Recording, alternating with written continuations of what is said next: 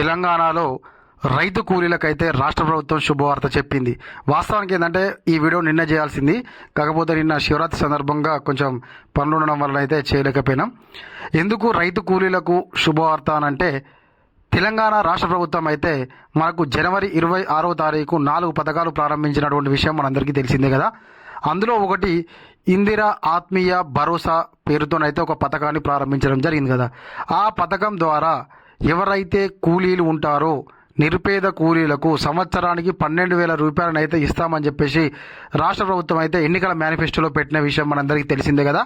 అందులో భాగంగానైతే ఒక పసల్ అంటే ఒక సీజన్కు సంబంధించినటువంటి 6,000 రూపాయలనైతే నిన్న అంటే మహాశివరాత్రి రోజునైతే రాష్ట్ర ప్రభుత్వము అర్హులైనటువంటి వాళ్ళ అకౌంట్లలో జమ చేసింది. కొంతమంది అకౌంట్లలోనే జమ చేసింది. మరి ఆ కొంతమంది అకౌంట్లలో ఎందుకు జమ చేసింది, ఆ కొంతమంది ఎవరు, అందులో మీరు ఉన్నారా లేరా, మరి ఎందుకు చేయలేదు అందరికీ అనేటువంటి పూర్తి ముచ్చట్ల గురించి మనం ఈ వీడియోలో మాట్లాడుకుందాం. జర్ర వీడియోనైతే పొడుగుంటుంది, తప్పకుండా మీరు చివరి వరకు చూడుర్రి. ఇంకా మీలో ఎవరైనా మన ఛానల్ సబ్స్క్రైబ్ చేయకపోతే వెంటనే సబ్స్క్రైబ్ చేసుకొని పక్క ఉన్నటువంటి గంట సింబల్ నొక్కుర్రి. ఇట్లాంటి ముచ్చట్లు అయితే మీకు తొందరగా వీడియోల రూపంలో రావడం జరుగుతుంది కాబట్టి వెంటనే అయితే సబ్స్క్రైబ్ అయితే చేసుకోరి. ఇక ఇప్పుడు మనం అయితే అసలు కథలకు పోదాం. ఉపాధి కూలీలకు పండగ లాంటి వార్త చెప్పినటువంటి తెలంగాణ సర్కార్ ఎన్నికల కోడ్ అమలుతో నిలిచిపోయినటువంటి ఇందిరమ్మ ఆత్మీయ భరోసా నిధుల విషయంలోనైతే తెలంగాణ ప్రభుత్వం కీలక నిర్ణయం తీసుకుంది. మహాశివరాత్రి వేళ ఉపాధి కూలీలకు శుభవార్త చెప్పింది. మరి ఏ విధంగా ఏంది అనేదిగా తెలుసుకుందాం మనం. మహాశివరాత్రి పర్వదినాన తెలంగాణలో ఉపాధి కూలీలకు తెలంగాణ ప్రభుత్వం శుభవార్త చెప్పింది. ఉపాధి కూలీలకు ఇందిరమ్మ ఆత్మీయ భరోసా నిధులను విడుదల చేసింది ప్రభుత్వం. ఎన్నికల కోడ్ అమల్లో లేని ఉమ్మడి రంగారెడ్డి, ఉమ్మడి మహబూబ్ నగర్ జిల్లాలో ఉపాధి కూలీలకు ఇందిరమ్మ ఆత్మీయ భరోసా కింద నిధులు జమ అయ్యాయి. అయితే కాంగ్రెస్ ప్రభుత్వము గతంలో ఇచ్చినటువంటి హామీ మేరకు ఎవరైతే రైతు కూలీలు ఉంటారో వాళ్ళ అకౌంట్లలో సంవత్సరానికి 12,000 ఇస్తాము, ఇప్పుడు మొదటి దఫా 6,000 ఇస్తామన్నారు కదా. అయితే అదట ఎన్నికల కోడ్ వచ్చి అమలు చేయలేదట. మరి ఎవరైతే ఎన్నికల కోడ్ లేని జిల్లాల్లో ఉన్నారో ఉమ్మడి రంగారెడ్డి కానీ మహబూబ్ నగర్ కానీ ఆ జిల్లాలోనట ఈ యొక్క రైతు కూలీలకు 6,000 రూపాయల నగదును నిన్న మహాశివరాత్రి నాడు అయితే అకౌంట్లలో జమ చేశామని చెప్పేసి ప్రభుత్వం అయితే చెప్తుంది. మరి అన్న జర్ర ఇవ్వాలన్నా ఈ యొక్క ఉమ్మడి రంగారెడ్డి కానీ ఉమ్మడి మహబూబ్ నగర్ జిల్లాలో మన వీడియో చూస్తున్న వాళ్ళు ఎవరైనా ఉంటే జర్ర అన్న కింద కామెంట్ చేయుర్రే. అన్న మాకైతే ఇందిరా ఆత్మీయ భరోసా కింద అకౌంట్లలో 6,000 రూపాయలు జమ అయినాయి అని చెప్పేసి. ఎందుకంటే మరి మా సైడ్ అయితే మాకు ఎలక్షన్ కూడా అమల్లో ఉంది కాబట్టి మాకైతే రాలేదు. అయితే ఎందుకంటే ఇంకా కొంతమందికి ఎవరికన్నా ఒకవేళ వాళ్ళకి అత్తేయో రావు అని డౌట్ ఉన్న వాళ్ళకు అన్న మరి మాకు వడ్డీ అంటే మరి నెక్స్ట్ టర్మ్ అన్న మాకు అత్తే అని చెప్పేసి ఒక భరోసా ఉంటుంది కాబట్టి జర దండం పెడితే వాళ్ళన్నా ఆ జిల్లాల్లో ఉన్నటువంటి వాళ్ళు అయితే కింద కామెంట్ చేయర్రి. అదేవిధంగా ఇంకా మిగతా జిల్లాల్లో కూడా రాష్ట్ర ప్రభుత్వం త్వరలోనే ఇస్తామని అంటారు. మరి దాన్ని నమ్మచ్చా ఏంది అనేది తెలుసుకుందాం ఇప్పుడు. జనవరి 26 ఇందిరమ్మ ఆత్మీయ భరోసాను ప్రభుత్వం ప్రతిష్టాత్మకంగా ప్రారంభించిన విషయం తెలిసిందే. ప్రతి మండలంలోని ఒక పైలట్ గ్రామంలో ఒక గ్రామ సభను నిర్వహించి కూలీల ఖాతాల్లో ప్రభుత్వం నిధులను జమ చేసింది. మొత్తంగా 1,880 మందికి 6,000 చొప్పున జమ అయ్యాయి.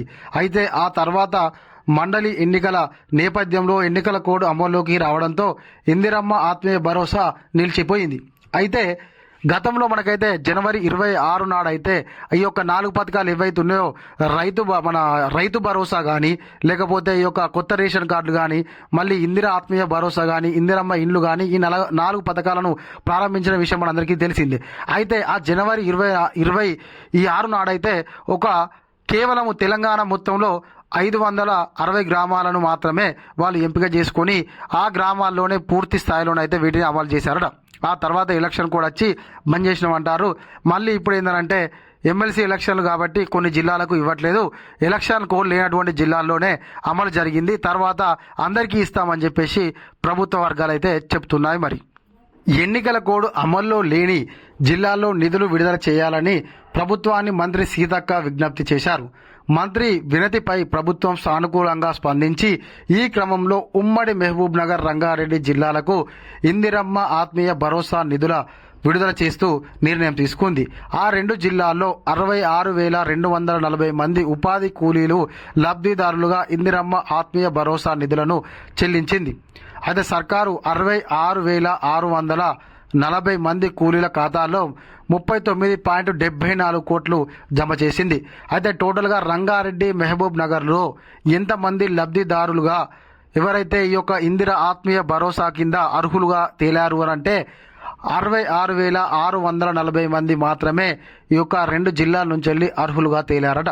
ఈ యొక్క వీళ్లకు అకౌంట్లలో రాష్ట్ర ప్రభుత్వం 39.74 కోట్ల రూపాయలనైతే ఈ యొక్క 66,640 మంది అకౌంట్లలో జమ చేయడానికైతే చెల్లించిందట.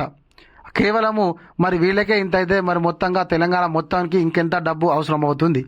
కాబట్టి మరి రాష్ట్ర ప్రభుత్వము ఈ యొక్క ఎన్నికల కోడ్ ఏదైతే ఎమ్మెల్సీ ఎన్నికల కోడ్ నేటితోనైతే అయిపోతుంది. కాబట్టి మరి రేపెత్తదా ఎల్లుండెత్తదా అనేది చెప్పాలి. ఇవాళనైతే ఎమ్మెల్సీ ఎలక్షన్ జరుగుతున్నాయి కాబట్టి కోడ్ అయితే మనకు రేపటితోని అయిపోతుంది.